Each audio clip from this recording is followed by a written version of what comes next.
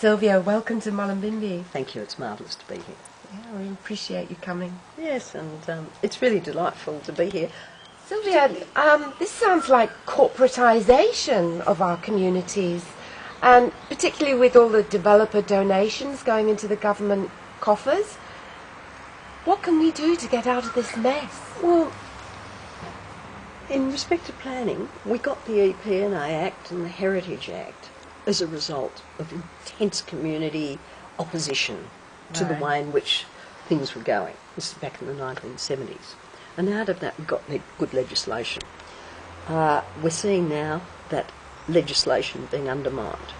I think there is such antagonism towards what's going on, not just here in the north of the state, but down in the south, all along the coast, which is subject to enormous pressures from inland communities where we're finding the extension of coal mines, that right across the state there's huge opposition. Most people focus on Part 3A because they see that as symbolising what's wrong with the, how power has been moved from communities into the hands of basically unaccountable state ministers.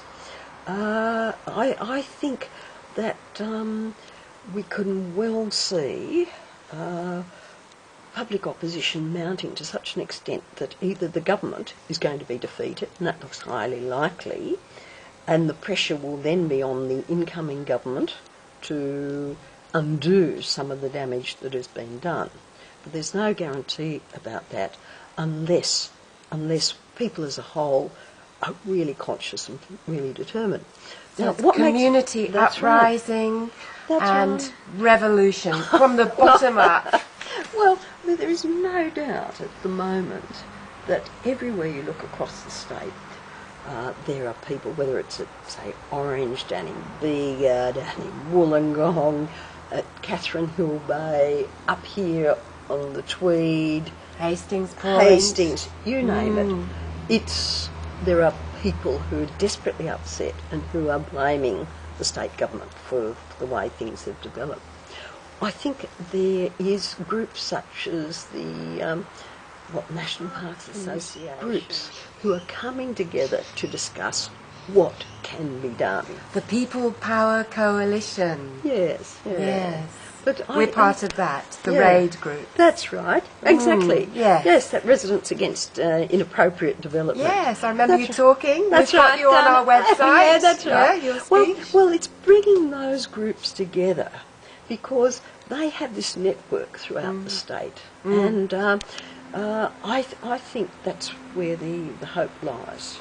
Plus the absolute determination to oppose individual developments. So you've got to work both locally and statewide. Right. So that's very empowering for people. And I think, particularly in the lead up to the state election in 2011, we've got the government which is aware of how low its stocks are. This is an ideal time for communities to make their concerns now known as loudly and as clearly as possible. Fantastic. So we've just got to know what we want to fight for and be prepared to speak up. But I think we also have to have a vision of what we want out of planning because, we need to know, okay, we want planning that promotes healthy outcomes, healthy lifestyles, less dependency on cars, planning that provides genuinely affordable housing.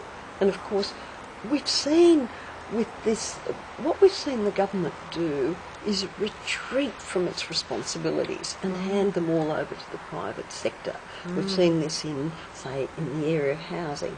After World War II, government saw it as responsibility to provide housing for people.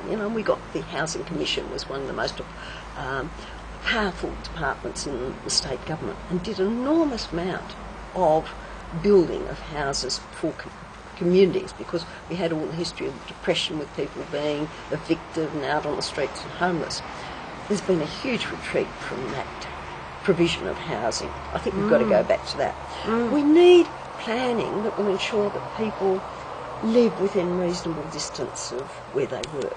Particularly in the cities, we're seeing because housing has become so out of reach of so many people on average wages, that the only way they can get to their jobs is by travelling vast distances at great cost, both in terms of time and just the physical cost of getting around. And in cost to the environment. That's right.